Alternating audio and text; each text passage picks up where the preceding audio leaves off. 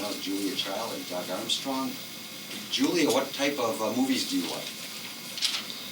Well, I like very funny movies. Comedies? And I like that kind of wild movie.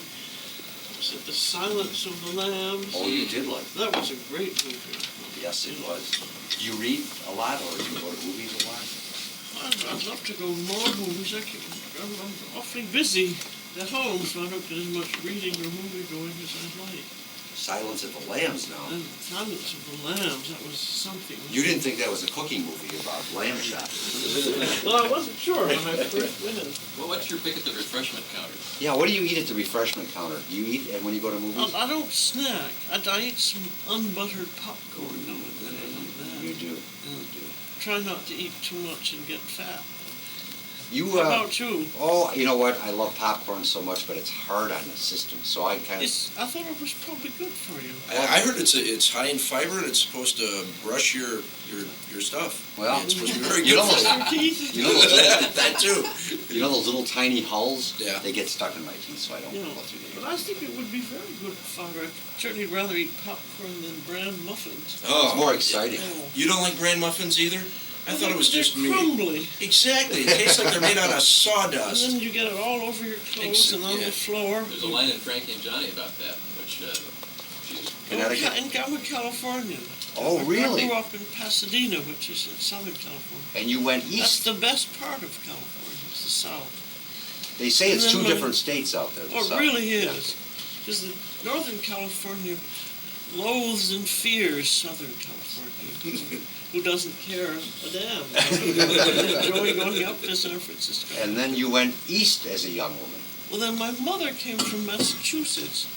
And when I was entered at Smith College in Northampton, Massachusetts, the day I was born, so I couldn't have avoided it.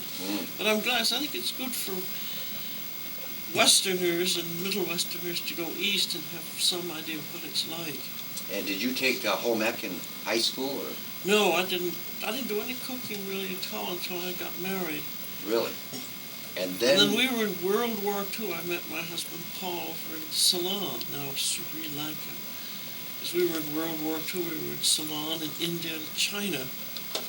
I met him there, and he'd grown up partly in France, and he knew very good food, so I realized if I was going to snag him, I had to learn how to cook. Aha. And that was how I learned. That's how you learned.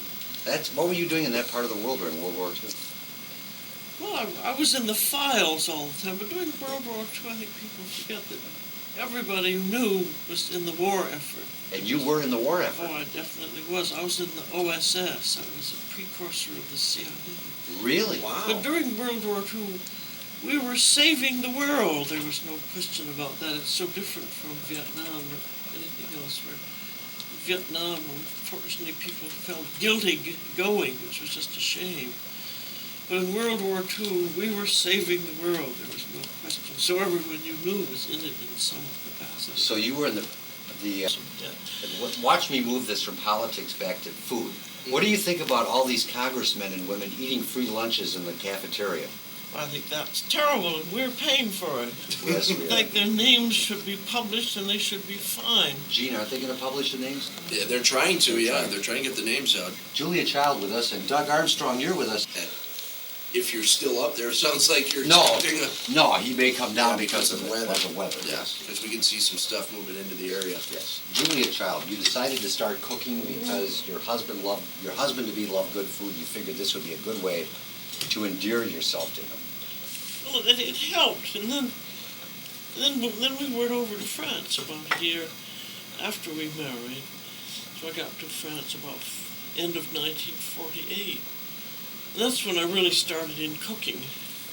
So I was able to go to the Cordon Bleu cooking school. In those days, you see, it was shortly after World War II, and they had the GI Bill of Rights, where people who had been in the Army were able to have 2 years free education. And as you mentioned earlier in the program, you were in what is now the CIA. This in the OSS. OSS, and for United States government in World War II. Yeah. So you had 2-year GI Bill. And you went to Well, cooking. I didn't have the GI Bill. I had to pay, but I was able to take a professional class with 11 GIs. Oh. And we had a wonderful old chef, Max Bugnard, who had grown up in the old school. He'd even worked with Escoffier at one point. And he was very lucky to be in France at that point, where you had the classical background, which I think is very necessary. And once you have a good classical French background, you can really do anything. Because My partner here has a classical Milwaukee background on the That's it. grill. But I can't cook. I mean, I can do brats on the grill. That's about it. yeah, well, that's awfully good. I know things in the backyard can go akimbo and in the kitchen. And in all the years that you did TV, all those PBS cooking shows and everything, did you ever have anything that absolutely went wrong and you couldn't salvage it or anything like that?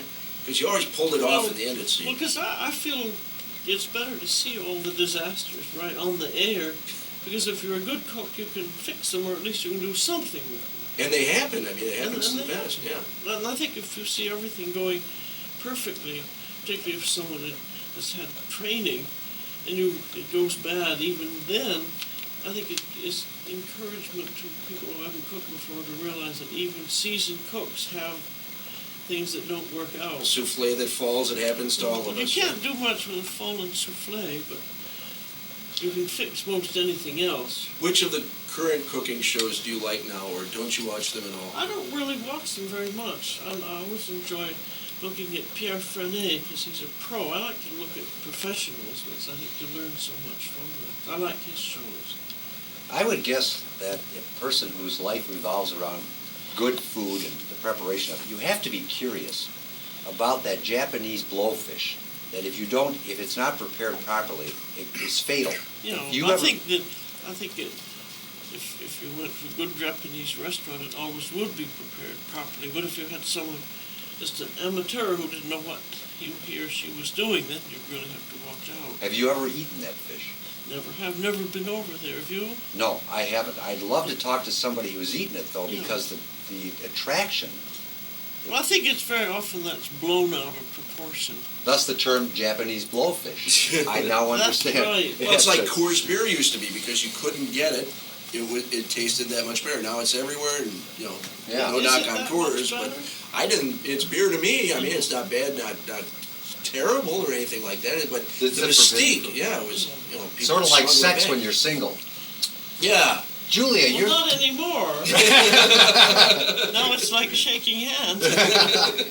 you're going to be on television today on Milwaukee's Talking. You know, Milwaukee's Talking. Then you're going to be at Harry W. Schwartz Bookshop. Milwaukee's downtown. Talking is on channel 12. At what time? That'll be on at 10 o'clock with Oh. Mark Segrist. Okay. Compliment him on his hair. He likes that. Yeah. You can buy copies of Julia's books after that at Harry Schwartz from 11 until 12:15 this afternoon. Compliment Harry on his first name. He likes that. He likes that a lot. he does. Yes. And then you're doing all kinds of stuff with the American Institute of Wine and Food. You've got a thing going, cooking classes today up in Mequon. Well, this was, if anyone just needs to telephone, have you got her number there?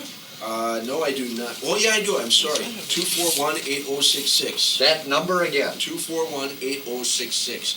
Tomorrow you're going to be in Mequon, and then there's a salute to you at the Pfister Hotel on Sunday. That's going to be a wonderful dinner, and all the big chefs from around here are going to be cooking in it. Ooh. Yeah. That's going to be a great event, great wines, good food. Terrific. Kinds of folks are going to be there, and there's an auction involved and all kinds of things. So One final thought. I think one of the times I laughed the hardest was when I saw Dan Aykroyd on Saturday night imitating you, cutting his finger. That was terribly funny. No, we came home late one night and just turned on the TV and just happened to run into that show. What did you think when you saw that? It was terribly funny. That bleeding to death and saying, "Save the liver." It was Well, funny. they sent us a cassette of that, so we have it. I would hope It's so. very funny. It was well done. It was done with respect, and it was hilarious. Well, it really was hilarious, I think. Julia, a treat to meet you, and good luck. And thank you very much. thank you for coming. Good luck. Enjoy your stay in Enjoyed Milwaukee. it very much. Julia Child. It is 8:16.